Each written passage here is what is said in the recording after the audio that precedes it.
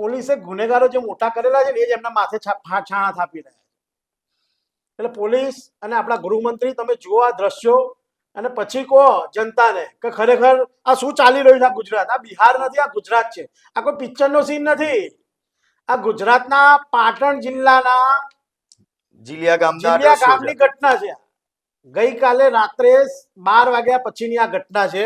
આ ઘટનામાં ચોખ્ખું દેખાય છે કે પોલીસ કેટલી બાહુબલી છે, દેખાય છે આ ઘટના. એટલે તમે કોઈ પણ સ્ટેટમેન્ટ આપો ને પહેલા તમારી પોલીસને કહો કે એ હિંમત બતાવે અને એ ગુનેગારો સામે પડે.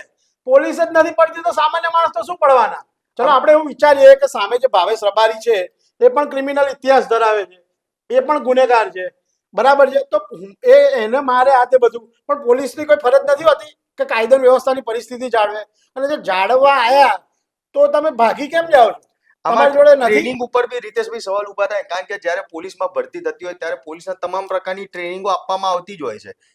પરિસ્થિતિ કોઈ પણ સર્જાય પણ એની સામે પોલીસને લડવું કઈ રીતે એ ટ્રેનિંગ આપવામાં આવતી હોય છે. તો આ કયા પ્રકારની ટ્રેનિંગ? એમાં ઘણી બધી ટ્રેનિંગ આપવામાં આવે છે કે કોઈ પણ ગુનેગાર હોય એની સામે કેવી રીતે લડવું, કેવી રીતે દાટીને હુમલો કરવો, ડટકર, એ બધું જ શીખવાડવામાં આવે છે. તેમ હોવા છતાં પણ આવી ઘટનાઓ બને છે. આપના પોતાના પ્લેટફોર્મ લલકારને લાઈક કરો, ફોલો કરો, સબસ્ક્રાઇબ કરો અને શેર કરો.